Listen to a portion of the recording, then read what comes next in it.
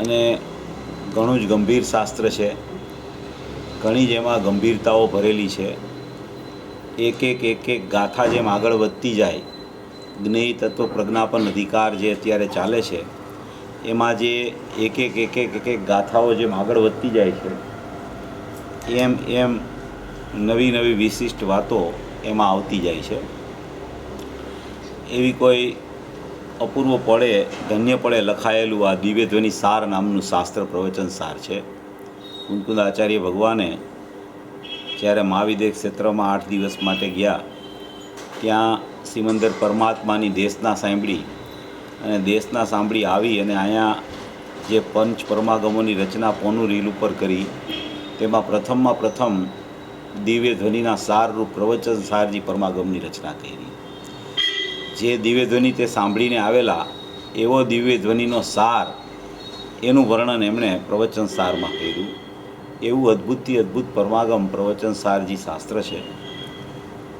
એમાં આખા પ્રવચન સારજી શાસ્ત્રમાં મૂળ બંધારણ કેવું છે આત્માનું, એની ચર્ચા આખા પ્રવચન સારમાં આવે છે.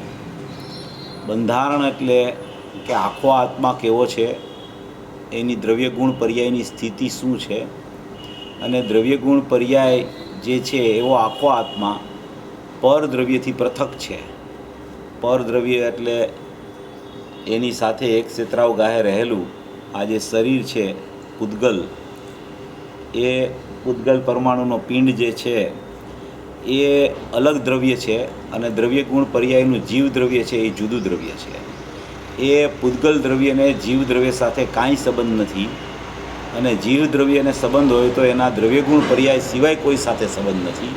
એવી ચર્ચા પ્રવચન સારજી શાસ્ત્રોમાં કરી અને મૂળ આત્માનું બંધારણ એટલે કે આત્માનું આખું સ્વરૂપ કેવું છે, જેમાં દ્રવ્ય, એના ગુણો અને એક ગુણોની એક પર્યાય, અનંત ગુણોની અનંત પર્યાય, એવું આખું એક અભેદ સ્વરૂપ છે કે જે અભેદ સ્વરૂપને આખા જીવ દ્રવ્યનું બંધારણ કહેવામાં આવે છે. દ્રવ્યનું બંધારણ એટલે કે દ્રવ્ય શેનાથી બનેલું છે? દ્રવ્યનું બંધારણ એટલે કે દ્રવ્ય શેનાથી બનેલું છે? તો કે દ્રવ્ય બનેલું છે દ્રવ્ય ગુણ પર્યાયથી. કે દ્રવ્ય ટકતું તત્વ, એના અનંત ગુણો પણ ટકતું તત્વ, અને એની અનંત પર્યાયો પરિણમતું તત્વ. એટલે કે ટકતું તત્વ અને પરિણમતું તત્વ, એટલે કે અવિનાશી તત્વ અને નાશવાન તત્વ, એવા બે મળીને જે આખું અખંડ દ્રવ્યનું બંધારણ છે. કે દ્રવ્ય ગુણ પર્યાય સ્વરૂપ આખી વસ્તુ છે. પ્રવચન સારજી શાસ્ત્રમાં દ્રવ્ય ગુણ પર્યાય સ્વરૂપને વસ્તુ કહેવામાં આવી છે. કે દ્રવ્ય ગુણ ને પર્યાય ત્રણેય એમાં આવી જાય વસ્તુમાં, એની અખંડતા આવી જાય, એનું પૂતગલથી જુદાઈપણું આવી જાય, આખા જીવ દ્રવ્યનું બંધારણ એમાં આવી જાય.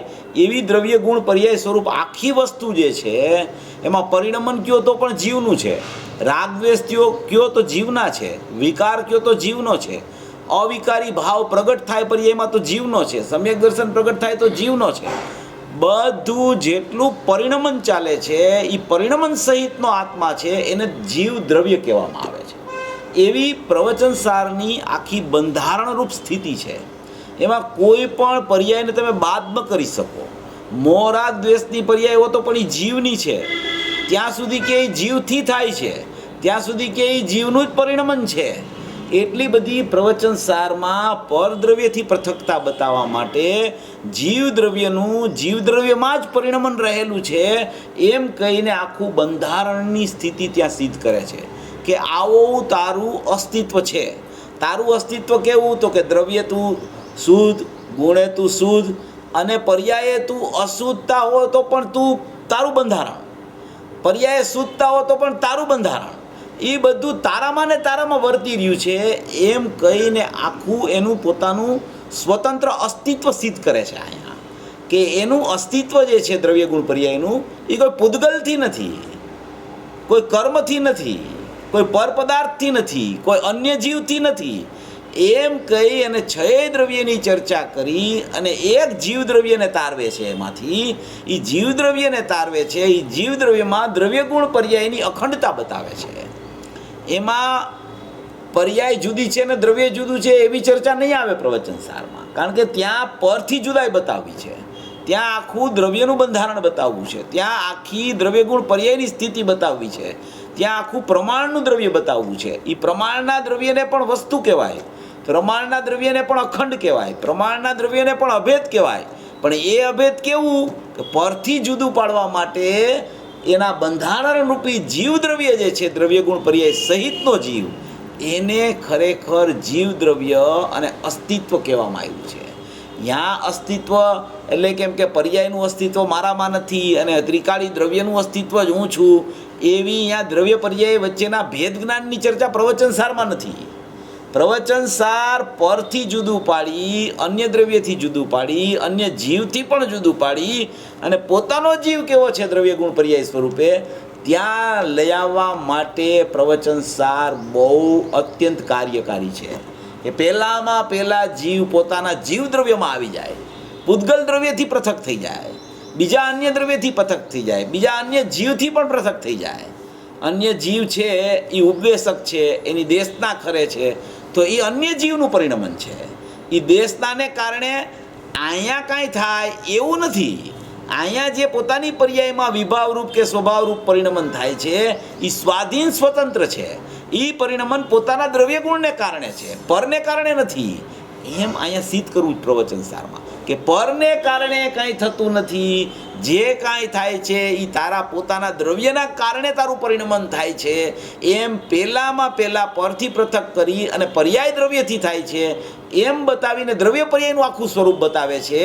અને એ દ્રવ્ય પર્યાયનું સ્વરૂપ બતાવતા ગુરુદેવ પાછા દ્રષ્ટિનો વિષય તો છોડે જ નહીં કે આ જે પર્યાય છે ને એ પર્યાય થાય છે તો પોતાના સટકારકથી, એ દ્રવ્યથી થાય છે એમેય નથી ને પરથી થાય છે એમેય નથી. પાછી એ વાત તો એમ રાખીને જ બધી વાત છે. નિશ્ચયનો વિષય જે પર્યાયના નિશ્ચયનો વિષય પણ પર્યાય પોતાના સટકારકથી પરિણમે છે, ના તો પરથી પરિણમતી નથી, ના તો એ કોઈ પોતાના દ્રવ્યથી પણ પરિણમતી નથી. પર્યાયના સટકારક પર્યાયમાં સ્વતંત્ર સ્વાધીન રહેલા છે. એ વિષય તો એવો ને એવો જ છે. પણ અહીંયા પરથી જુદું પાડીને જ્યારે દ્રવ્યની ચર્ચા આવે તો એમાં દ્રવ્યની પર્યાય છે એનો કરતા દ્રવ્ય જ છે. શા માટે કે પર કરતા નથી માટે દ્રવ્ય કરતા છે. પર કરતા નથી, બીજું દ્રવ્ય એનો કરતા નથી, બીજો જીવ એનો કરતા નથી પોતાની પર્યાયનો. માટે એમ કહેવામાં આવે કે દ્રવ્ય એ પરિણામનો કરતા છે, દ્રવ્ય કરનાર છે. ગુણ પર્યાય દ્રવ્યને સંબોધે છે અને દ્રવ્ય છે એ ગુણ પર્યાયનું સંબોધન કરે છે. એવી જે ચર્ચા આવે છે જે એ બધું પરદ્રવ્યથી જુદું પાડવા માટેની છે. દ્રવ્ય ગુણ પર્યાય જે બતાવે છે એ દ્રવ્ય ગુણ પર્યાયનું અસ્તિત્વ જે બતાવવામાં આવે છે એ અસ્તિત્વ શા માટે સત્તા સિદ્ધ કરે છે કે એ પોતાને ને પોતાના દ્રવ્યમાં બધું છે. હવે જો આમાં હમણાં છે ને 106મી ગાથા આવશે. આ 96મી ગાથા ચાલે છે ને, 106મી ગાથા આવશે હમણાં. આના પછી આ બધી ગાથાઓ ચાલશે ને, પછી એક પછી એક 106મી ગાથા આવશે. એમાં સત્તા અને અસ્તિત્વનું સ્વરૂપ જ બતાવશે. એમાં પર્યાયને યાદ જ નહીં કરે. એમાં સત્તા અને અસ્તિત્વ, ગુણ અને ગુણી, બસ એટલું જ. પર્યાયની ચર્ચા જ નહીં આવે ત્યાં.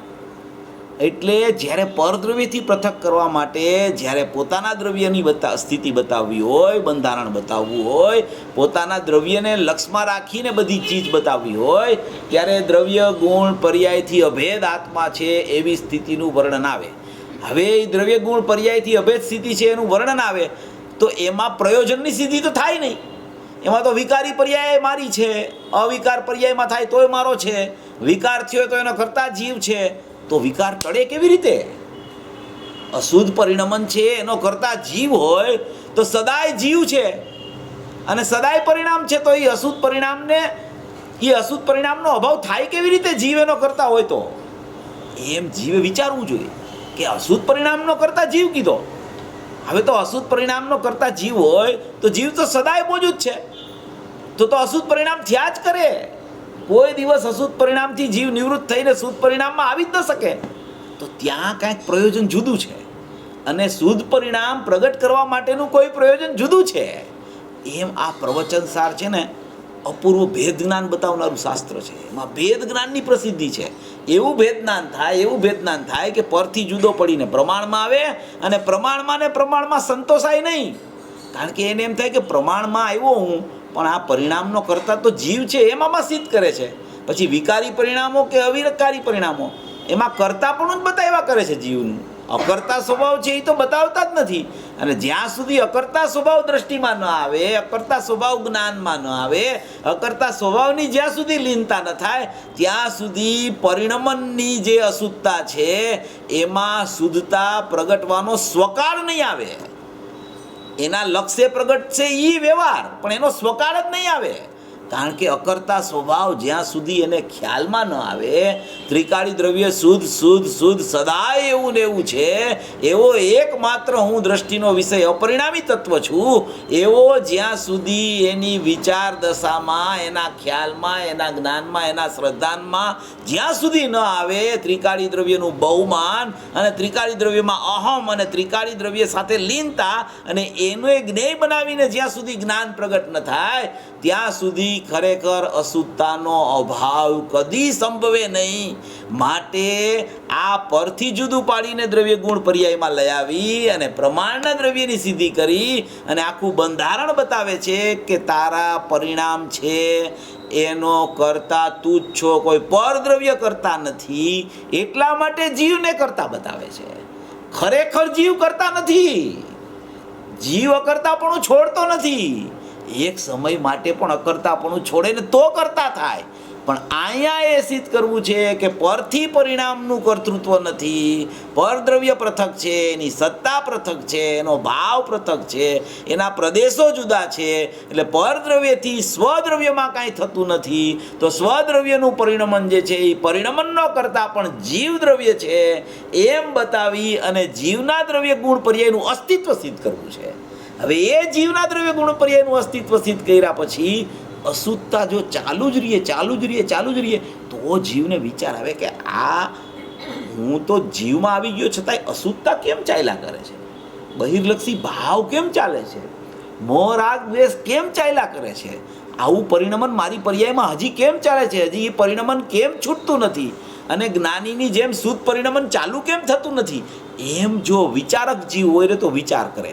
એ પ્રવચનસાર સાંભળતા એને સમયસાર યાદ આવે, એને નિયમસાર યાદ આવે કે આ તો આ બરાબર છે, આમાં પ્રમાણમાં તો આવ્યા પણ પ્રમાણમાંથી નિશ્ચય ન નીકળે ત્યાં સુધી તો પરિણમન શુદ્ધ થાય કેવી રીતે? તો અશુદ્ધતા ચાલુ છે. બસ એટલું વિચારમાં લઈ લીધું કે પરથી જુદો પડીને પ્રમાણમાં આવ્યું તો કે પ્રમાણ દ્રવ્ય શું છે? તો કે દ્રવ્ય ગુણ પર્યાય સ્વરૂપ છે. તો કે પ્રમાણમાં પર્યાયમાં પરિણમન કેવું છે? તો કે અશુદ્ધ છે. તો કે અશુદ્ધ છે એનો કરતા કોણ છે? તો કે જીવ એનો કરતા છે. બસ તો સમાપ્તિ થઈ ગઈ. ત્યાં તો બસ કાયમ માટે જીવ કરતા રહ્યો, કાયમ માટે અશુદ્ધ પરિણામ ચાલુ રહ્યા અને એ કોઈ દિવસ જીવ છૂટે નહીં. એટલે પછી ત્યાં એને પ્રમાણમાં દ્રવ્યમાં આવ્યા પછી સમયસાર અને નિયમસાર ચાલુ થાય છે.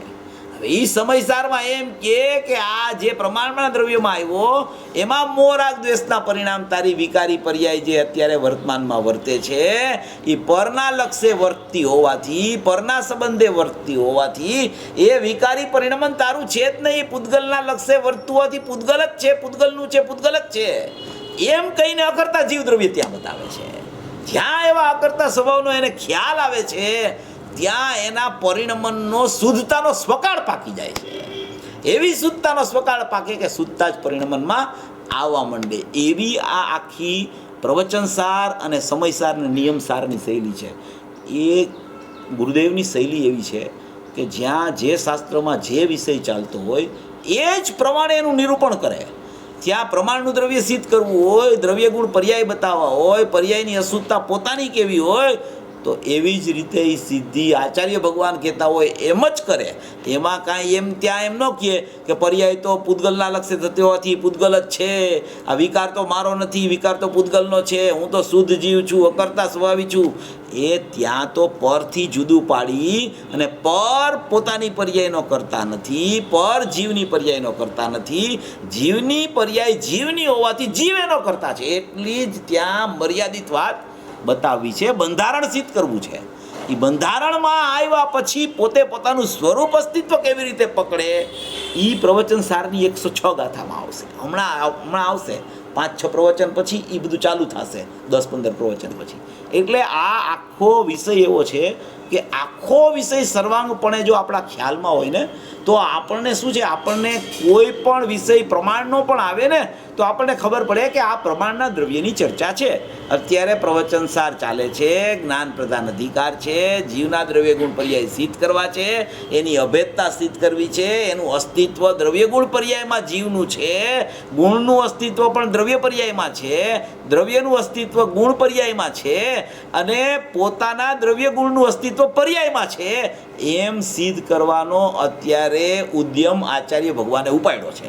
એમ એને પોતાને ખ્યાલ આવી જાય એવી આ અદ્ભુતથી અદ્ભુત પ્રવચન સારની અદ્ભુત શૈલી છે. એ પરથી જુદો પડે ને, કોઈ પણ જીવ પરથી જુદો પડે ને પ્રમાણમાં આવે ને એટલે એ પ્રમાણમાં એને વિચાર તો આવવા જ માંડે કે આ મિથ્યાત્વ કેમ જાતું નથી. ત્યાં જ એને ખ્યાલ આવી જાય કે સમસ્ત અન્ય દ્રવ્યના ભાવોથી ભિન્નપણે ઉપાસવામાં આવતો શુદ્ધ કહેવાય છે. એવી છઠ્ઠી ગાથાના જે પહેલા પેરેગ્રાફમાં આવ્યું છે કે સમસ્ત અન્ય દ્રવ્ય એટલે કે પૂતગલ, ધર્મ, અધર્મ, આકાશ, કાળ એવા સમસ્ત અન્ય દ્રવ્ય અને અન્ય જીવ એ બધાયના ભાવોથી ભિન્નપણે ઉપાસવામાં આવતો એટલે ઉપાસના કરનાર પર્યાય છે પોતાની, અને ઉપાસ્યમાન છે એ દ્રવ્ય છે. તો જ્યાં પરથી જુદો પડીને હું જીવ છું એમ જ્યાં આવે ત્યાં દ્રવ્યની ઉપાસના પર્યાયમાં થાય તો એનું પરિણમન શુદ્ધ થવા માંડે. એવી આ અદ્ભુતથી અદ્ભુત પ્રવચનસારની શૈલી છે. અને અહીંયા પ્રવચનસારને સમજી અને જીવ નિયમસારમાં સમયસારમાં આવે તો સમ્યક દર્શન જ્ઞાન ચારિત્રાણી મોક્ષ માર્ગ પ્રગટ થાય અને એ આગળ વધતા યથાખ્યાત ચારિત્રની સ્થિતિ 12મા ગુણસ્થાને કેવી રીતે આવે એની ચર્ચા આ નિયમસારની 41મી ગાથામાં છે. એ 41મી ગાથા આપણે ઘણા ટાઈમ પહેલાં ચાલુ કરી હતી, શુદ્ધભાવ અધિકાર આખો ચાલુ કર્યો હતો. 38-39 ગાથા અને એના કળશ થઈ ગયા, 40 ગાથા થઈ ગઈ. 41મી ગાથા એ થોડી આપણે ચાલુ કરી હતી. એ 41મી ગાથા અત્યારે આપણે ચાલુ કરીએ છીએ. પણ આ મૂળ વિષય આમાં જે કહેવામાં આવે છે ને એ પ્રમાણનું દ્રવ્ય પરથી જુદું પડી અને પ્રમાણના દ્રવ્યમાં આવવું અને પ્રમાણના દ્રવ્યમાંથી નિશ્ચયનું દ્રવ્ય કાઢવું એ મૂળ ખરેખર પ્રયોજનભૂત સ્થિતિની વાત છે. એવું જે જીવને સમજાવવા માંડે છે એને સામે ચાહે કોઈ પણ શાસ્ત્ર હોય, કર્ણાનુયોગનું શાસ્ત્ર હોય, ચરણાનુયોગનું હોય, પ્રથમાનુયોગનું હોય કે પછી દ્રવ્યાનુયોગનું શાસ્ત્ર હોય, એને કાંઈ ફરક નથી પડતો. એના જ્ઞાનમાં એક નિર્ણય થઈ ગયો છે કે ભાઈ અત્યારે અહીંયા પ્રમાણના દ્રવ્યની ચર્ચા પરથી જુદું પાડવા માટે ચાલે છે તો અહીંયા પ્રમાણના દ્રવ્યમાં મિથ્યાત્વનો અને રાગ દ્વેષનો કરતા જીવ છે એમ જ કહેવામાં આવે, કારણ કે પર એનો કરતા નથી એટલી મર્યાદિત વાત ત્યાં બતાવવી છે. અને એ વાતની સિદ્ધિ કરવા માટે એ વાત કેવી રીતે છે અને એમાં ત્રિકાળી દ્રવ્યને કાઢી અને અનુભૂતિ કેવી રીતે થાય અને એ અનુભૂતિ થાય ત્યારે એની પર્યાયમાં જે પ્રગટતા ભાવો છે ઔપસમિક, સયોપસમિક અને સાયિક ભાવો એનું વર્ણન આમાં 41મી ગાથામાં આચાર્ય ભગવાને કર્યું છે. 41મી ગાથા શુદ્ધભાવ અધિકારની ગાથા છે. શુદ્ધભાવ અધિકાર નિયમસારની 38મી ગાથાથી 55મી ગાથા સુધી શુદ્ધભાવ અધિકાર કીધો છે. શુદ્ધભાવ અધિકાર એટલે શુદ્ધ ભાવ એટલે પ્રગટ થતો શુદ્ધ ભાવ નહીં, ત્રિકાળી દ્રવ્યને શુદ્ધ ભાવ કીધો છે. પ્રગટ થતો શુદ્ધ ભાવ છે એને તો અહીંયા હેય કે છે, એને તો અહીંયા પર દ્રવ્ય કહે છે, એને અહીંયા પર સ્વભાવ કહે છે, એને અહીંયા કોઈ પણ જગ્યાએ પરમ પરિણામિક ભાવના ત્રિકાળી અપરિણામી તત્વમાં એ પરિણમનનું ક્યાંય સ્થાન જ નથી. એ સર્વથા પૃથક છે, કારણ કે જેટલું પ્રગટ થાય એ બધું મને પરદ્રવ્ય છે અને જેટલું પ્રગટ મારું ત્રિકાળી તત્વ ચૈતન્ય ધ્રુવ પરમાત્મા છે એ મને મારું સ્વદ્રવ્ય છે. એવો ભાવ આમાં નિયમસારમાં વર્ણવવામાં આવ્યો છે. એમાં કહે છે કે સ્થાનોન સાયિક ભાવના સાયોપસમિક તણા નહીં, સ્થાનોનો ઉપસમ ભાવના કે ઉદય ભાવ તણા નહીં. કોઈ પણ પ્રકારના સાયિક ભાવના સ્થાનો, ક્ષયોપસમ ભાવના સ્થાનો કે ઔપસમિક ભાવના સ્થાનો કે ઔદયિક ભાવના સ્થાનો જીવ તત્વમાં નથી.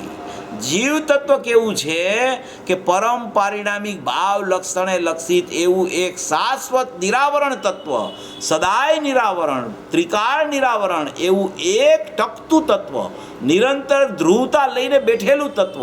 90મી ગાથામાં આવ્યું ને પ્રવચન સારમાં કે નિરંતર ધ્રુવતા ધરતું ધ્રુવત્વ, એવું જે એક ત્રિકાળી તત્વ, એવું જે એક શાશ્વત તત્વ, એવું જે અખંડ તત્વ, એવો જે દ્રષ્ટિનો વિષય કે જેમાં દ્રષ્ટિ નથી, એવો જે દ્રષ્ટિનો વિષય, એવો દ્રષ્ટિનો વિષય છે. એમાં ક્ષાયિક ભાવના, ક્ષયોપસમ ભાવના, ઔપસમિક ભાવના કે ઔદયિક ભાવના કોઈ પણ સ્થાનો એ ત્રિકાળી દ્રવ્યમાં નથી. એ બધા સ્થાનો કેવા છે કે એ પ્રગટ થતા ભાવ છે, નવા ઉત્પન્ન થતા ભાવ છે, એ સમયે સમયે ઉત્પાદ થતા ભાવો છે. અને આ પરમ પરિણામિક ભાવ છે, અપરિણામી તત્વ છે, શાશ્વત તત્વ છે, એકરૂપ તત્વ છે, એ અખંડ તત્વ છે, એ સદાય પ્રગટ છે, સદાય પ્રકટ પોતામાં છે, સદાય એવું ને એવું તત્વ છે, અનાદિ અનંત તત્વ છે. જ્યારે જોવો ત્યારે એવું ને એવું હોય છે.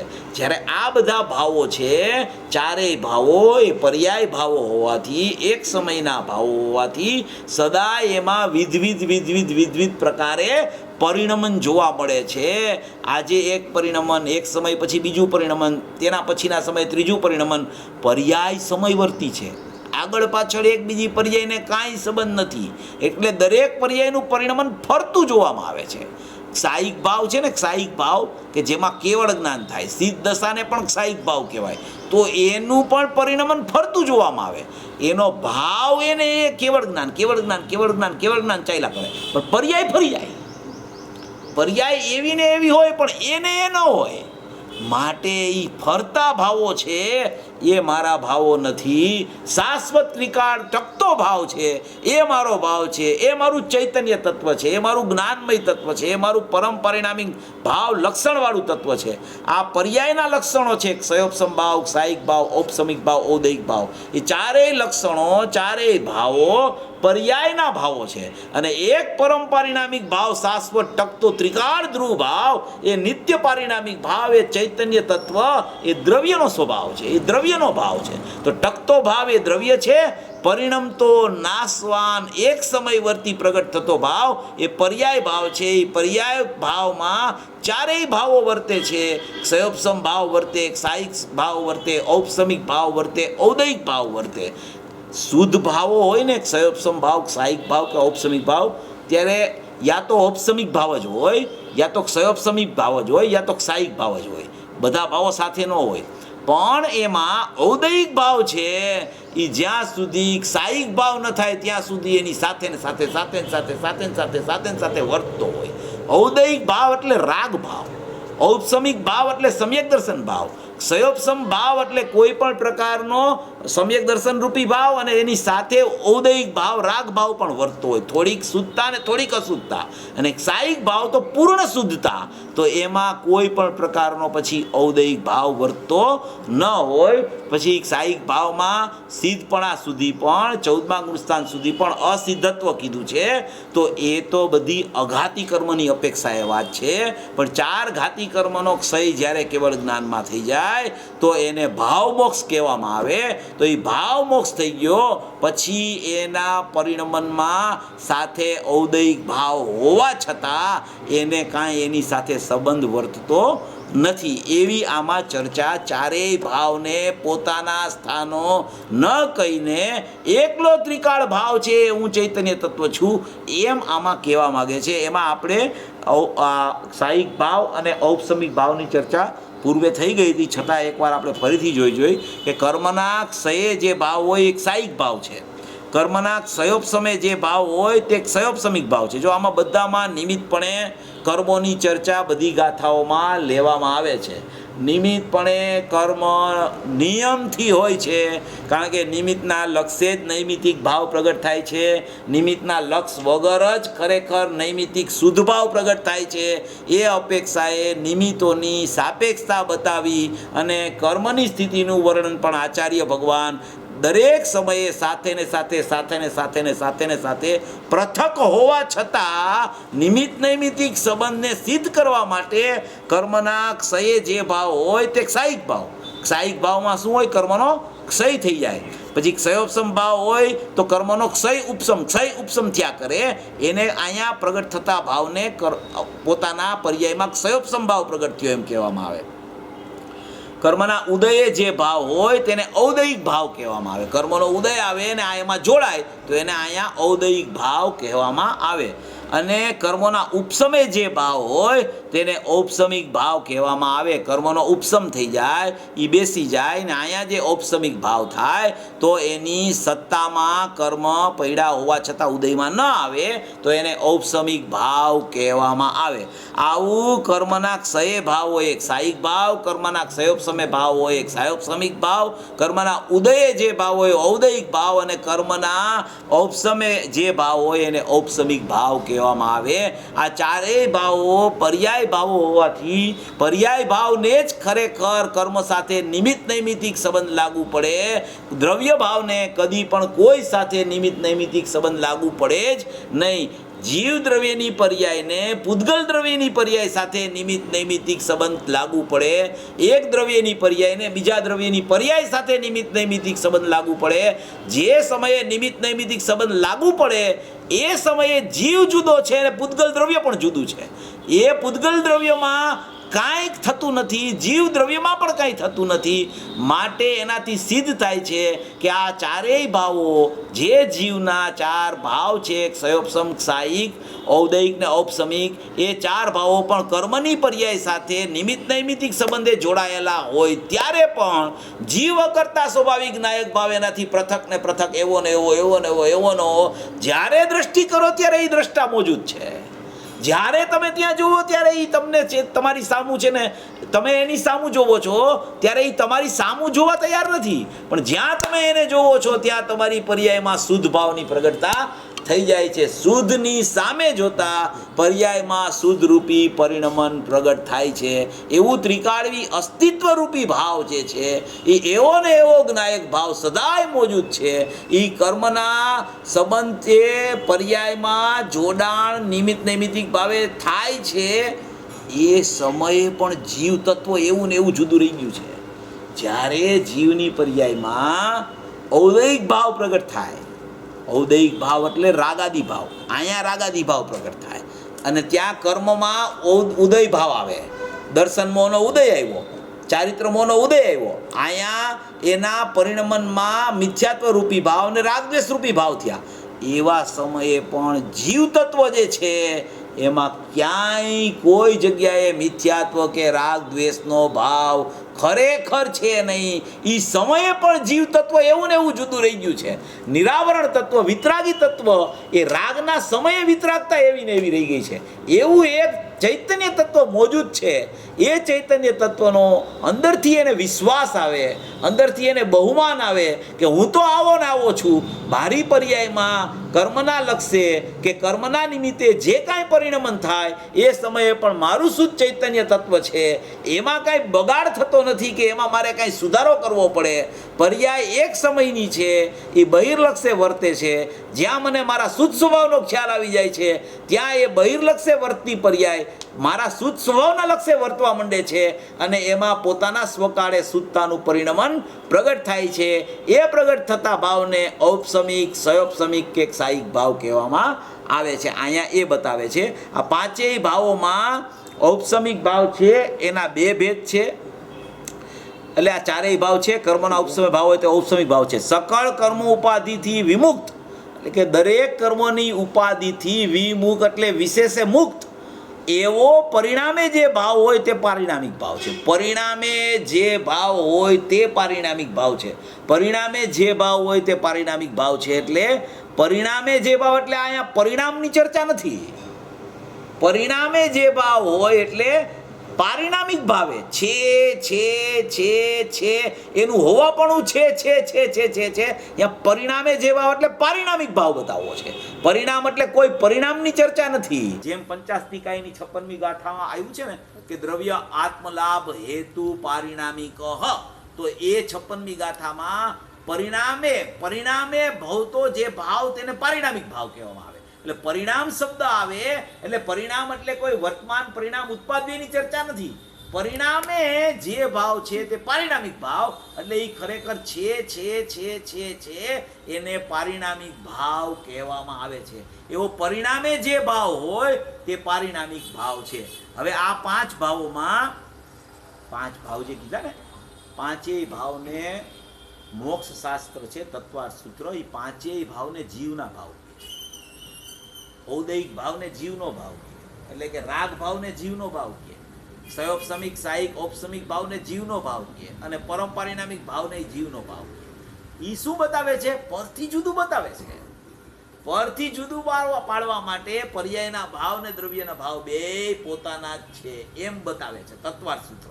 અને તત્વાર્થ સૂત્રમાં એમ બતાવ્યા પછી સમયસાર અને નિયમસારમાં આવે તો એમાં એમ કહે છે કે ચાર ભાવથી તું જુદો છો.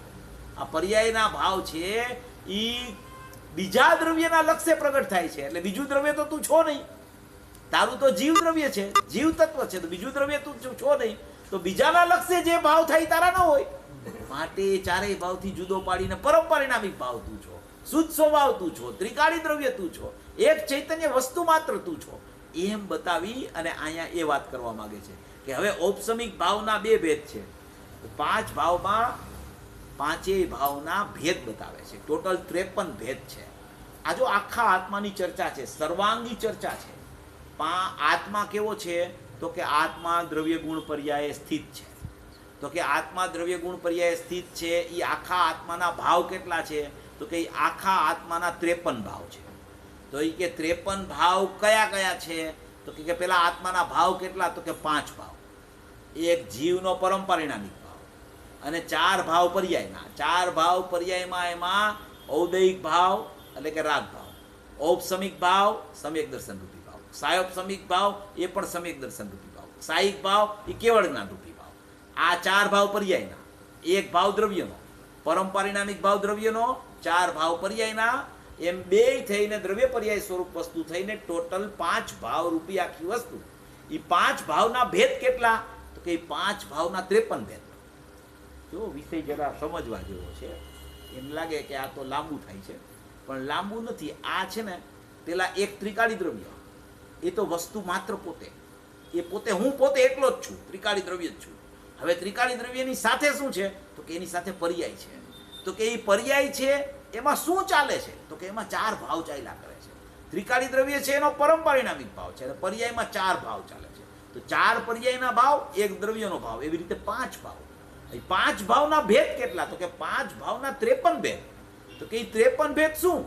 આ 53 ભેદની ચર્ચા છે ને, એ બધું આપણા પરિણમનમાં ચાલતું હોય છે. હો, આપણને પકડાતું ન હોય, પણ એ આપણા જ પરિણમનની ચર્ચા છે. આ બધી આપણને જો ખ્યાલમાં આવે ને તો આપણને ખબર પડે, ઓ આ ઓલો ભેદ બતાવ્યો તો નહીં અત્યારે ચાલુ છે, આ ઓલો ભેદ બતાવ્યો તો નહીં અત્યારે ચાલુ છે, એમ ખ્યાલમાં આવે. એટલે આચાર્ય ભગવાન આ બધી ચર્ચા ઉપાડે છે. એ પોતે આમાંથી પસાર થઈ રહ્યા છે અને અમુક ભાવમાંથી પસાર થઈ ગયા છે. એટલે આ બધી ચર્ચા એણે ઉપાડી છે. કારણ કે એને તો વર્તમાનમાં, એને અત્યારે વર્તમાનમાં એ ભૂત ભવિષ્યનું જ્ઞાન વર્તે છે કે આટલા ભાવો વર્તી ગયા છે, ભવિષ્યમાં આટલા ભાવો વર્તવાના છે. એ સળંગ પરિપાટી અનાદિ અનંતતાની એના જ્ઞાનમાં વર્તી રહી છે. અને એ વર્તી રહેલી જે સ્થિતિ છે એમાં પણ હું ત્રિકાળી દ્રવ્ય છું એવો ભાવ પણ એને વર્તી ગયો છે. એટલે અહીંયા પાંચેય ભાવનું વર્ણન એ એકદમ સ્પષ્ટતાથી કરી શકે છે.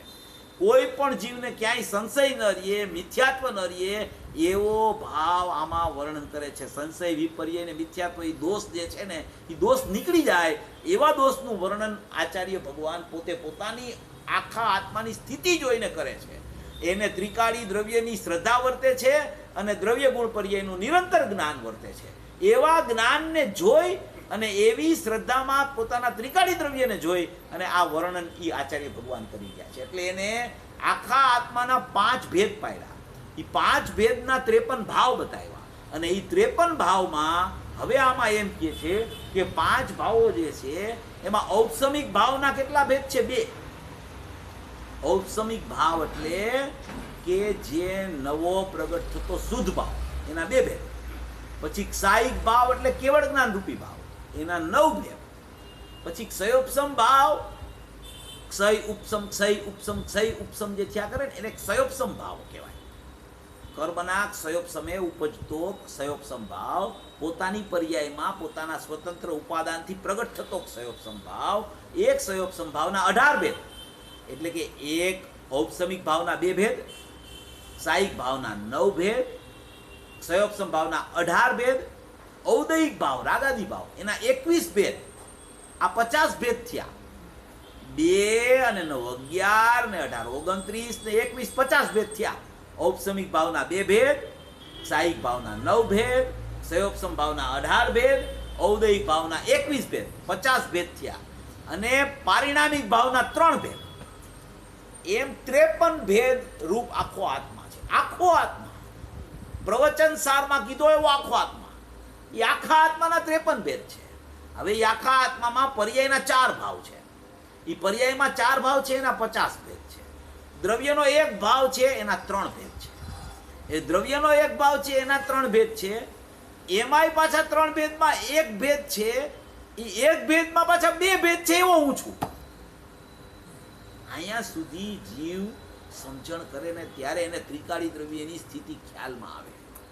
હવે ઓલું એને પર્યાય મારામાં નથી, હું દ્રવ્ય છું એટલું જ ખાલી એને ગોખી લીધું હોય, એટલે ઓલો ભાવ વર્તા કરતો હોય, વિભાવ ભાવ વર્તે, છતાંય એની પરવા કર્યા વગર આવું સ્થૂળ ભેદજ્ઞાનમાં જીવ અટકો હોય.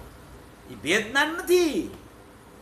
ભેદ જ્ઞાનનું ફળ અભેદતા આવે એનું નામ ભેદજ્ઞાન કહેવાય. જ્યાં સુધી અભેદતા રૂપી પરિણમન ન થાય ત્યાં સુધી ભેદ જ્ઞાન વિકલ્પાત્મક છે. ભલે એ કરતો હોય એમાં કાંઈ વાંધો નહીં, વિકલ્પાત્મક છે, નિર્વિકલ્પતા નથી આવી, અભેદતા સન્મુખતા નથી, અભેદતાની સન્મુખ નથી થયો. ત્યાં સુધી ખરેખર ઈ ગમે તેટલા ભેદ જ્ઞાનના વિચારો કરે, ભેદ જ્ઞાનનો વિચાર તે વ્યવહાર છે, અભેદનો અનુભવ તે નિશ્ચય છે. ભેદ જ્ઞાનનો વિચાર કરવો એ વ્યવહાર છે, અભેદનો અનુભવ કરવો એ નિશ્ચય છે. લાલચંદભાઈ વાંચતા હતા ને ત્યારે કોઈ વ્યક્તિએ એને કીધું, વાંચન કરતા મંદિરમાં, કોઈ એને કીધું કે તમે એકલી નિશ્ચયની જ વાતો કર્યા કરો છો, તો કોકવાર તો કાંઈક વ્યવહારની વાત કરો. અત્યારે આ જીવો કેટલા બધા ફસાયેલા છે, કાંઈક વ્યવહારની વાત કરો તો કાંઈક જીવોને ખ્યાલમાં આવે કે શું આપણે કરી રહ્યા છીએ એમ. એટલે એ વ્યવહારની વાત એટલે એમ કે અશુભથી બચવા માટે શુભ ભાવ કરવો, કે શુભ ભાવ કર્યા વગર તો સારું પુણ્ય ન બંધાય, સારું પુણ્ય ન બંધાય તો સારી ગતિ ન મળે, સારી ગતિ ન મળે તો ત્રિકાળી દ્રવ્યનો વિચાર કરવા માટેની સ્થિતિ ઊભી ન થાય, સંયોગો વિપરીત હોય તો એનો વિચાર કેવી રીતે કરી શકાય એમ. એટલે તમે કાંઈક એવો ઉપદેશ આપો કે જે શુભ ભાવથી કાંઈક એવું પરિણમન એનું થવા માંડે કે જેનાથી એને એના વિચારમાં ખ્યાલમાં આવવા માંડે. કારણ કે આ બહારની ઉપાધિ હોય ત્યાં સુધી તો એને આત્માનો વિચાર નથી આવતો. તો તમે એવી કાંઈક વાત કરો તો કાંઈક આત્માનું કલ્યાણ થાય. આમાં તો કે કાલથી હું એવી વાત કરીશ, કાંઈ વાંધો નહીં કે એમાં શું, એમાં કાંઈ વાંધો નથી, આપણે તો એવી વાત કરશું. એટલે એવી વાત કરશું એટલે આપણે વ્યવહારની વાત કરશું, કાંઈ વાંધો નહીં. પછી એણે વાત કરી કે દ્રવ્યથી પર્યાય ભિન્ન છે એવો ભેદજ્ઞાનનો વિચાર કરવો એનું નામ વ્યવહાર છે. પર્યાયથી દ્રવ્ય ભિન્ન છે એવો વિચાર કરવો એનું નામ વ્યવહાર છે. અને ત્રિકાળી દ્રવ્યની સન્મુખ થઈ અને આત્માનો અનુભવ કરવો એનું નામ નિશ્ચય છે. નિશ્ચય ને વ્યવહાર આટલા જ છે, આની બહાર કાંઈ નિશ્ચય વ્યવહાર છે જ નહીં. જો એની બહાર તને કાંઈ નિશ્ચય વ્યવહાર દેખાતો હોય તો તું ઘોર અજ્ઞાનમાં ફસાયેલો છો, ઘોર અજ્ઞાનમાં ફસાયેલો છો. એમ અહીંયા બતાવે છે. જો અહીંયા 5 ભાવનું વર્ણન કરે છે અને 5 ભાવમાં પર્યાયના ભાવ 4, દ્રવ્યનો ભાવ 1, 4 પર્યાયના ભાવના ભેદ 50 અને દ્રવ્યનો 1 ભેદ એના ભેદ 3. એમ કરી અને 53 ભાવથી આખા ત્રિકાળી દ્રવ્ય અને એની પરિણમન કરતી પર્યાય એવું આખું એક પ્રમાણનું દ્રવ્ય છે એની ચર્ચા આમાં આચાર્ય ભગવાને કરી છે. એ પ્રમાણના દ્રવ્યની ચર્ચા કરતા જાય, ત્રિકાળી દ્રવ્ય બતાવતા જાય, ત્રિકાળી દ્રવ્યની એને પ્રતીતિ કરાવવાનો પ્રયત્ન કરાવતા જાય, એનો અભિપ્રાય ત્રિકાળી દ્રવ્ય તરફ વાળતા જાય, એના જ્ઞાનમાં એને ત્રિકાળી દ્રવ્ય કેવું છે એ ખ્યાલમાં લઈ આવતા જાય. એવી આચાર્ય ભગવાનની અને ગુરુદેવની શૈલી છે. એવી વાત આમાં આચાર્ય ભગવાન કરે છે. આ આખા આત્માના 53 ભેદ, ઔપસમિક ભાવના 2 ભેદ. ઔપસમિક ભાવના 2 ભેદ કયા? તો કે એક ઉપસમ સમ્યક અને એક ઉપસમ ચારિત્ર. ઉપસમ સમ્યક હોય ને, ઔપસમિક સમ્યકત્વ. ઔપસમિક સમ્યકત્વ અનાદિ મિથ્યા દ્રષ્ટિ જે જીવ હોય એને ક્યારેય પણ સમ્યક દર્શનની પ્રાપ્તિ ન થઈ હોય તો જે જીવને પ્રથમ સમ્યક દર્શનની ઉત્પત્તિ થાય એને ઔપસમિક સમ્યક દર્શન કહેવામાં આવે. એ ઔપસમિક સમ્યક દર્શન છે એ વધારેમાં વધારે અંતર્મુખ ટકે અને ત્યાર પછી નિયમથી સમ્યક દર્શન ચાલ્યું જાય. સર્વપ્રથમ અનાદિ મિથ્યા દ્રષ્ટિને જ્યારે સમ્યક દર્શનની ઉત્પત્તિ થાય ત્યારે પહેલામાં પહેલું સમ્યક દર્શન ઔપસમિક સમ્યક દર્શન થાય.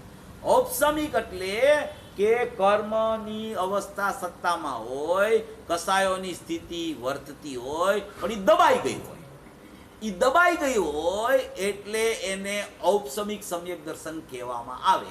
ત્યાં એનું લક્ષ ન હોય, ત્યાંથી એ ચ્યુત થઈ અને પોતાના ત્રિકાળી દ્રવ્ય તરફ વળી ગયો હોય તો એવી સ્થિતિ જે પર્યાયમાં પ્રગટ થાય એને ઔપસમિક સમ્યક દર્શન કહેવામાં આવે. ઔપસમિક સમ્યક દર્શનના ઔપસમિક ભાવના બે ભેદ. એમાં પહેલું ઔપસમિક સમ્યક દર્શન, બીજું ઔપસમિક ચારિત્ર. તો બીજું ઔપસમિક ચારિત્ર એટલે શું? એક ઔપસમિક સમ્યક દર્શન, બીજું ઔપસમિક ચારિત્ર. ઔપસમિક ચારિત્ર એટલે એ 11મા ગુણસ્થાન સુધી જે જીવ પહોંચે એને નિયમથી ઔપસમિક ચારિત્ર હોય. એ ઔપસમિક ચારિત્ર હોય એ નિયમથી ચાલ્યું જાય. જેટલી ઔપસમિક સ્થિતિ હોય એ ચાલી જાય. ઔપસમિક સ્થિતિ જેટલી થાય એટલે કે ઉપસમ. ઉપસમ કર્મથી તમે વિચાર કરો તો એનું નામ ઉપસમ છે. પોતાની પર્યાયથી તમે વિચાર કરો તો એનું નામ ઔપસમિક છે. ઉપસમના નિમિત્તે ઔપસમિક થાય. ઉપસમના નિમિત્તના અભાવે અહીંયા ઔપસમિક પ્રગટ થાય. ઉપસમ કહેવાય કર્મને, ઔપસમિક કહેવાય પોતાની પર્યાયમાં વર્તતા ભાવને.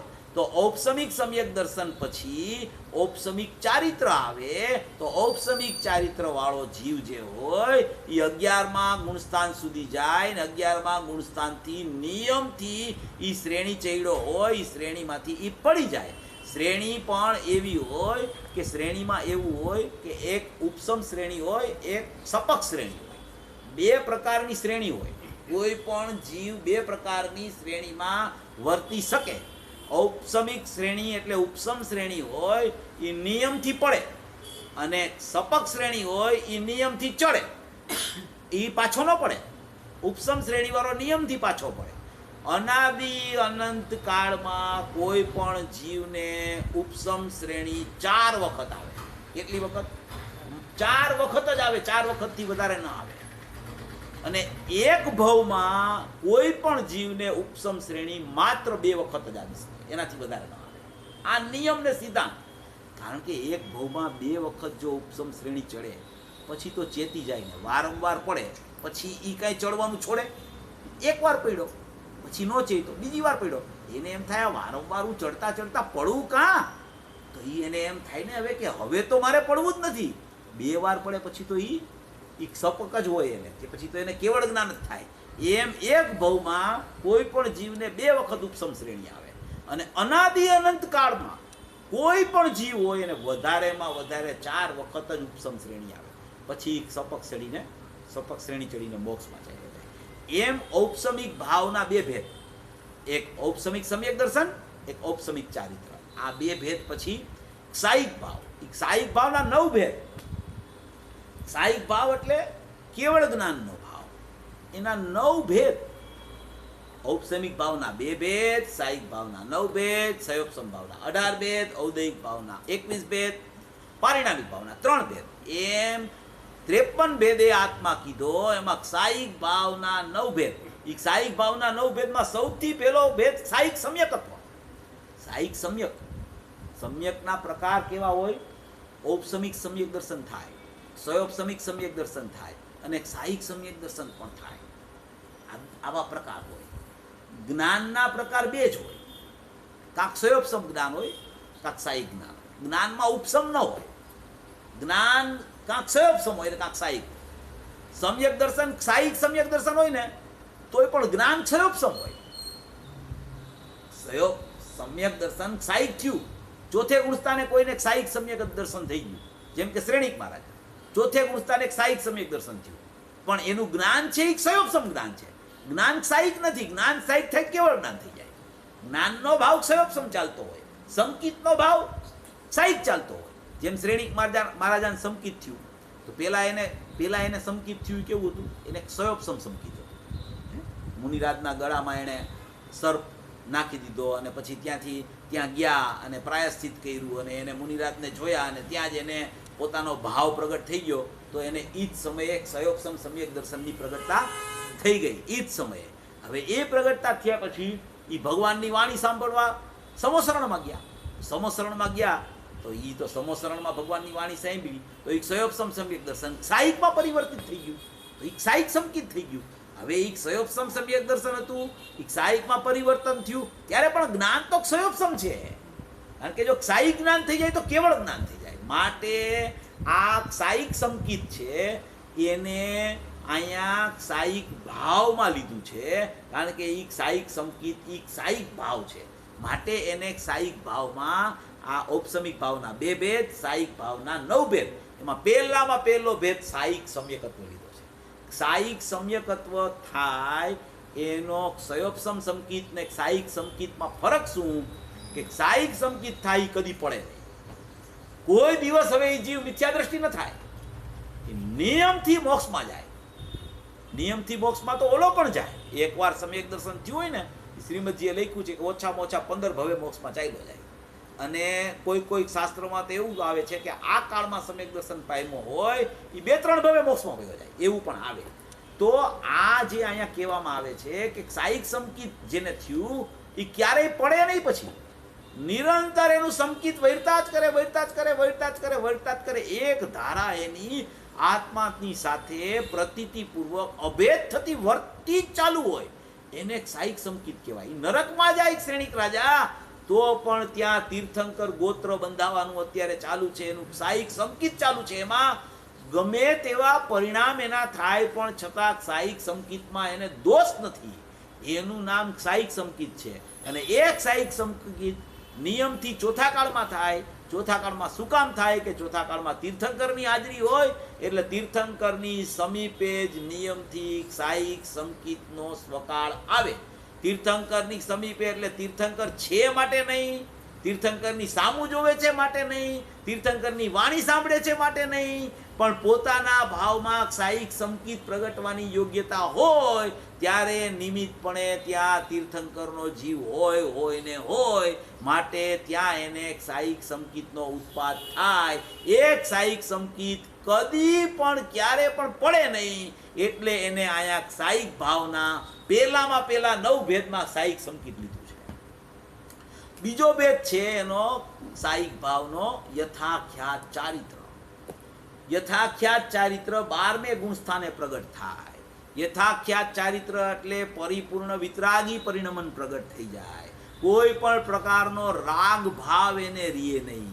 એક વખત વિતરાગતા પ્રગટ યથાખ્યાત ચારિત્રની થાય પછી કદી કોઈ પણ જીવને રાગ ભાવ ઉત્પન્ન ન જ થાય. માટે એને રાગનો ક્ષય થઈ ગયો, માટે એને અહીંયા ક્ષાયિક ભાવમાં બીજા ભેદમાં આયા લીધું છે. એનો ત્રીજો ભેદ છે કેવળ જ્ઞાન. કેવળ જ્ઞાન 13મે ગુણ સ્થાને પ્રગટ થાય અને એ જ્ઞાનમાં કોઈ પણ પ્રકારની જ્ઞાનાવરણી કર્મના ઉદયની સ્થિતિ ન રહે. જ્ઞાનની અહીંયા પોતાની પર્યાયમાં અલ્પજ્ઞતા ન રહે. જ્ઞાનમાં કોઈ પ્રકારનો ક્ષયોપસમ ન રહે કે ક્ષય ઉપસમ એવો ભાવ ચાલ્યો જાય અને પરિપૂર્ણ ક્ષાયિક ભાવ પ્રગટ થઈ જાય. કર્મનો ક્ષય થઈ જાય, અહીંયા પોતાનો જ ક્ષાયિક ભાવ પ્રગટ થઈ જાય. કેવળ જ્ઞાન પ્રગટ થઈ જાય, માત્ર જ્ઞાન પ્રગટ થઈ જાય. ત્યાં હવે કોઈ રાગાદીનો ઉત્પાદ પણ નથી, અલ્પજ્ઞતા પણ જ્ઞાનમાં ઉત્પન્ન થવાની નથી. માટે એને ત્રીજા ભેદમાં કેવળ જ્ઞાન પ્રગટ થયું. એમ ક્ષાયિક ભાવનો ત્રીજો ભેદ કેવળ જ્ઞાન કહેવામાં આવે. એનો ચોથો ભેદ છે કેવળ દર્શન. સંપૂર્ણ દર્શન પરિપૂર્ણ પ્રગટ થઈ જાય એને કેવળ દર્શન કહેવામાં આવે. કેવળ દર્શન જે છે એ ત્યાં દર્શનાવરણી કર્મનો ત્યાં ઉદય જ ન હોય, એનો અભાવ થઈ જાય, એને કહેવાય કેવળ દર્શન અહીંયા પ્રગટ થઈ ગયું.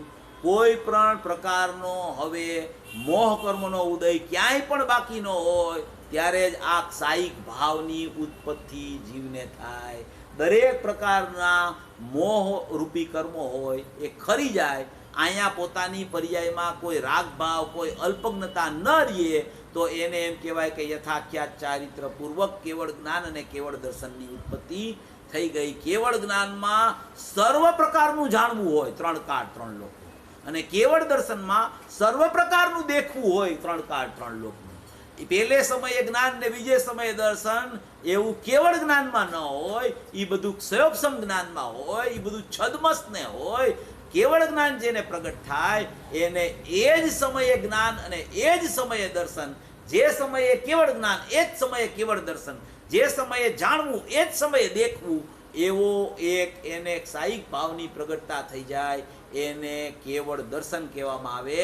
આમ ક્ષાયિક સમ્યકત્વ, યથાખ્યાત ચારિત્ર, કેવળ જ્ઞાન અને કેવળ દર્શન, એવા 4 ભાવ પછી અંતરાય કર્મ જે હોય એનો પણ ક્ષય થાય. તો એના ક્ષયે ઉપજતા અહીંયા દાન, લાભ, ભોગ, ઉપભોગ ને વીર્ય, એવા 5 પ્રકારના ભાવ, ક્ષાયિક સમ્યકત્વ, યથાખ્યાત ચારિત્ર, કેવળ જ્ઞાન, કેવળ દર્શનની 4. ત્યાર પછી અંતરાય કર્મના ક્ષયે અહીંયા પોતાની પર્યાયમાં પ્રગટતા દાન, ભોગ, ઉપભોગ અને વીર્ય, એવા 5 પ્રકારના ભાવ, એને ખરેખર 9 ભાવ ક્ષાયિક ભાવના કહેવામાં આવે. એ જે 5 પ્રકારના ભાવ છે ને, એ 5 પ્રકારના ભાવ ક્ષયજનિત દાન, લાભ, ભોગ, ઉપભોગ ને વીર્ય. દાન એટલે કે પોતે પોતાને જ પોતાનું દાન આપે, પોતે પોતાને જ પોતાનો લાભ આપે, પોતે પોતાનો જ ભોગ કરે, પોતે પોતાનો વારંવાર ભોગ કરે એને ઉપભોગ કહેવામાં આવે. અને વીર્ય એટલે પોતાનો પુરુષાર્થ પોતામાં ફેલાઈ ગયો હોય, પોતામાં જ ફેલાઈ ગયો હોય, એને વીર્ય ગુણની પર્યાયમાં પ્રાપ્તિ થઈ એમ કહેવામાં આવે. આવા 9 ભેદ ક્ષાયિક ભાવના ભેદ કહેવામાં આવે. ઔપસમિક ભાવના 2 ભેદ, ક્ષાયિક ભાવના 9 ભેદ. હવે ક્ષયોપસમ ભાવના 18 ભેદ છે. ક્ષયોપસમ ભાવ, ક્ષયોપસમ ભાવ અત્યારે દરેક જીવ પાસે ક્ષયોપસમ ભાવ છે. દરેક જીવ પાસે, જેની જે જીવ છે એની પાસે એની વર્તમાન પર્યાયમાં જ્ઞાનરૂપી ક્ષયોપસમનો ઉગાડ પ્રગટ છે. દરેક જીવને, કોઈ પણ જીવો એકેન્દ્રીયનો જીવ હોય ને, નિગોદનો જીવ હોય, જેને માત્ર સ્પર્શ ઇન્દ્રિય હોય, એક ઇન્દ્રિય એટલે કે જે હજી ત્રસપણું ન પામ્યો હોય, જે હજી સ્થાવરમાં રહેલો હોય, નિગોદીયો જીવ હોય, એ નિગોદના જીવમાં પણ પ્રત્યેક સમયે જ્ઞાનના ઉગાડરૂપી ઉત્પાદ, એવું એક ક્ષયોપસમ જ્ઞાન, એવો ઉગાડરૂપી ઉત્પાદ એને ચાલુ હોય નિયમથી. એની સાથે સાથે એને રાગાદી ભાવ પણ વર્તતો હોય, અને એની સાથે સાથે એનો પારિણામિક ભાવ તો હોય જ એની પાસે. ત્રિકાળ જીવત્વ, શુદ્ધ જીવત્વ, અખંડ ભાવ, અપરિણામી ભાવ, ચૈતન્ય ભાવ, એકરૂપ ભાવ, નિત્ય ભાવ, સ્થિર ભાવ, એવો એક પરમ પારિણામિક ભાવ છે એ નિગોદમાં પણ છે. એ નિગોદમાં ક્ષયોપસમ ભાવ એટલે વર્તમાન પ્રગટ થતી પર્યાયમાં જ્ઞાનરૂપી ક્ષયોપસમ પણ છે. અને એ જ જીવને ઔદયિક ભાવરૂપી ઉદયો છે, પણ રાગ ભાવ પણ અત્યારે પ્રગટ છે. આવી 3 વસ્તુ એક ઇન્દ્રિય જીવને પણ છે. એ ક્ષયોપસમ ભાવ, એવા ક્ષયોપસમ ભાવના 18 ભેદ કીધા. 18 ભેદ ક્ષયોપસમ ભાવ. કેટલું બધું આમાં વર્ણન કરે છે કે આ બધું જાણી સમજી અને પછી ત્રિકાળી ભાવ હું છું એવા પરિણમન માટે આ બધી વ્યવસ્થા છે. આ શું કામ વર્ણન કરે છે? આ વર્ણન બતાવીને એમ કે છે કે આ ભાવ તે તું નથી, તું ત્રિકાળના એક ભાવ છો. આ 9 ભાવ છે તે તું નથી, તું તો જ્ઞાયક ભાવ છો. આ 9 ભાવ તો પ્રગટ થતા ભાવ છે. એ પ્રગટ થતા ભાવ તે તું નથી, પ્રગટ છે એ ભાવ તું છો. એમ બતાવવા માટે આ 9 ભાવની અસ્થિ સિદ્ધ કરે છે, 9 પ્રકાર. એમ બતાવવા માટે ઔપસમિકના 2 ભાવની સિદ્ધિ કરે છે. એમ બતાવવા માટે ક્ષયોપસમના 18 ભેદ વર્તે છે. એમ બતાવવા માટે ઔદયિક ભાવના 21 ભેદનું વર્ણન કરે છે કે જે ભાવ તને દેખાય ને પર્યાયમાં, ત્યાંથી ભેદનાન કર કે આ હું નથી, આ હું છું. આ હું નથી, આ હું છું. આ મારો ભાવ નથી, મારો ભાવ ચૈતન્ય ભાવ છે. એવું ભેદનાન કરાવવા માટે આ 50 ભાવનું વર્ણન કરે છે. અને 3 ભાવ જીવત્વ, ભવ્યત્વ અને અભવ્યત્વ પારિણામિક ભાવના ભેદ છે. એનું વર્ણન પણ જીવત્વમાં અશુદ્ધ જીવત્વને બહાર કાઢે, ભવ્યત્વમાં યોગ્યતા બહાર કાઢે, અભવ્યત્વમાં અભવીપણું બહાર કાઢે. એ બધું કરીને એક શુદ્ધ જીવત્વ ચૈતન્ય તત્વ તે હું છું, એ હું છું આ હું નથી, એ હું છું આ હું નથી, એ હું છું આ હું નથી, એ મારામાં નથી આ હું છું, એમ બતાવવા માટે આ વર્ણન આવ્યું છે. આ વર્ણન ગોખવા માટે, યાદ રાખવા માટે, એટલા માટે નથી કરતા. પણ જ્યારે જ્યારે જ્યારે તારી પર્યાયમાં આવો ભાવ વર્તે ને ત્યારે તું એમ વિચાર કરજે કે આ ભાવ તે હું નથી, હું તો જ્ઞાયક ભાવ છું, આ ભાવ તે મારો ભાવ નથી, મારો તો ચૈતન્ય ભાવ છે. એમ ભેદ જ્ઞાન કરવા માટે આ વર્ણન આવ્યું છે. ભેદ જ્ઞાન કદી છોડવું નહીં, અભેદનો આશ્રય કદી મૂકવો નહીં, અને આ બધી વર્ણનાત્મક વાત આવે એને જ્ઞાનમાં જાણી અને પછી ત્યાંથી ભેદ જ્ઞાન કરીને ત્રિકાળી દ્રવ્યમાં જાઓ. આવો ઉપદેશ આચાર્ય ભગવાનને ગુરુદેવ આપે છે. ખાલી ભેદોનું વર્ણન કરી અને ભેદો શીખડાવવા માટે ભેદો નથી બતાવતા, પણ આ ભેદો વર્તી રહ્યા છે એનું જ્ઞાન કરાવે છે. એ જ્ઞાન કરાવીને જ્ઞાયકમાં લઈ જાય છે કે આ ઔપસમિક ભાવના ભેદ ઉત્પન્ન કેવી રીતે થયા. તો કે ત્રિકાળી દ્રવ્યનું લક્ષ કર્યું ત્યારે ઔપસમિક ભાવના ભેદ ઉત્પન્ન થયા. ઔપસમિક સમ્યકત્વ અને ઔપસમિક ચારિત્ર ત્રિકાળી દ્રવ્ય વગર ઉત્પન્ન ન થાય. સાહિક ભાવ ઉત્પન્ન કેવી રીતે થયો? તો કે ત્રિકાળી દ્રવ્ય હતું એનું લક્ષ કર્યું માટે સાહિક ભાવ ઉત્પન્ન થયો. સયોપસમ ભાવની ઉત્પત્તિ કેવી રીતે થઈ? સમ્યક સયોપસમ જ્ઞાન. તો કે ત્રિકાળી દ્રવ્યનું લક્ષ કર્યું માટે આ ઉત્પત્તિ થઈ છે. હવે એ ઉત્પત્તિ થઈ એમાં એક એક એક એક ભેદ છે ને, તો એ આ ભેદ કેમ છે, ઓલો ભેદ કેમ નથી, ઓલો ભેદ કેમ છે, ઓલો ભેદ કેમ નથી, અત્યારે સયોપસમ ભાવ કેમ છે, સાહિક ભાવ કેમ નથી, ત્યાં એને વિચારમાં આવે કે હજી મેં મારા દ્રવ્યનું અવલંબન પૂરું લીધું નથી, માટે મને ઔપસમિક ને સયોપસમિક ભાવ વર્તે છે. મારા દ્રવ્યનું પૂરું અવલંબન લઈશ તો સાહિક ભાવની પ્રગટતા થશે. એવો બધી જ્ઞાનમાં વિચાર કરવા માટે આ વર્ણન આવ્યું છે. આ વર્ણન શીખડાવવા માટે નથી, આ વર્તતા વર્ણનને બતાવી અને એમાં નવું વર્ણન શુદ્ધ રૂપે કેવી રીતે પ્રગટ થઈ જાય અને એ કોના આશ્રયે પ્રગટ થાય એ બતાવવા માટે આ વર્ણન આવ્યું છે. માટે એ રીતે વિચાર કરવો.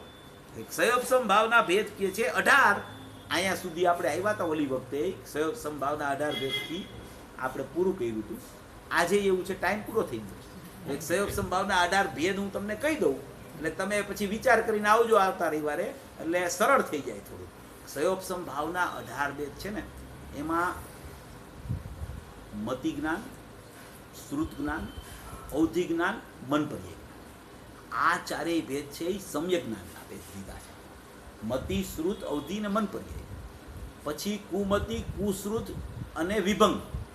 કુમતિ, કુશ્રુત ને કુઅવધિ એટલે વિભંગ. એ 3 ભેદ એ જ્ઞાનના ભેદ. જ્ઞાનના એ અજ્ઞાન રૂપી ભેદ કુમતિ, કુશ્રુત ને વિભંગ. મતિ, શ્રુત, ઔધિ ને મન પર્યાય એ જ્ઞાનના સમ્યક જ્ઞાન રૂપી ભેદ. 4 ને 3 7 થયા. પછી દર્શનના ભેદ, ચક્ષુ દર્શન, અચક્ષુ દર્શન ને અવધિ દર્શન, એ દર્શનના ભેદમાં જાય છે. ઓલા જ્ઞાનના સમ્યક ભેદ 4 પ્રકાર. 3 પ્રકાર જ્ઞાનના વિપરીત ભેદ, અજ્ઞાન રૂપી ભેદ, એ જ્ઞાનના 7 પ્રકાર. દર્શનના પ્રકારમાં ચક્ષુ દર્શન, અચક્ષુ દર્શન ને અવધિ દર્શન, એ 3 ભેદ એટલે 7 ને 3 10 ભેદ. પછી 5 પ્રકારની લબ્ધિ, સયોપસમ લબ્ધિ, દેશના લબ્ધિ, વિશુદ્ધિ લબ્ધિ, પ્રાયોગ્ય લબ્ધિ ને કરણ લબ્ધિ, એ 5 પ્રકારની લબ્ધિ. તો એ 10 ને 5 15 ભેદ. પછી વેદક સમ્યકત્વ, વેદક ચારિત્ર અને સંયમમાં સંયમ પરિણતિ, એટલે એ 3 ભેદ એટલે 18 ભેદ. એ 3 ભેદ ચારિત્ર અપેક્ષાએ સયોપસમ ભાવ. ઓલા 5 લબ્ધિ રૂપી ભેદ એ પરિણમન અપેક્ષાએ.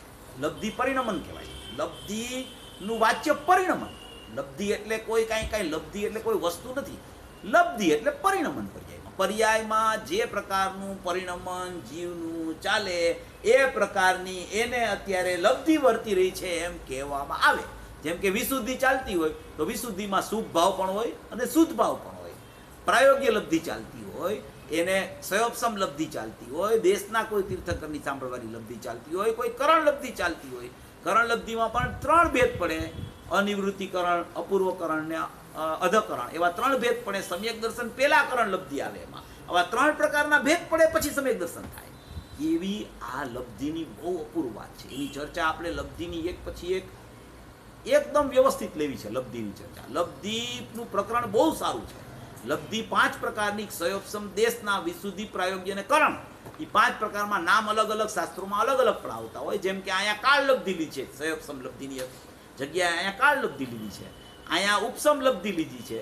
તો એમાં પ્રાયોગ્ય લબ્ધિ લીધી હોય, અહીંયા ઉપસમ લબ્ધિ લીધી હોય, વિશુદ્ધિ લબ્ધિ લીધી હોય, એમ અલગ અલગ અલગ અલગ શાસ્ત્રમાં નામ ફેર હોય, ભાવ એક હોય. ટૂંકમાં એ 5 લબ્ધિ, આવા 18 ભેદ ક્ષયોપસમ ભાવના ભેદ છે.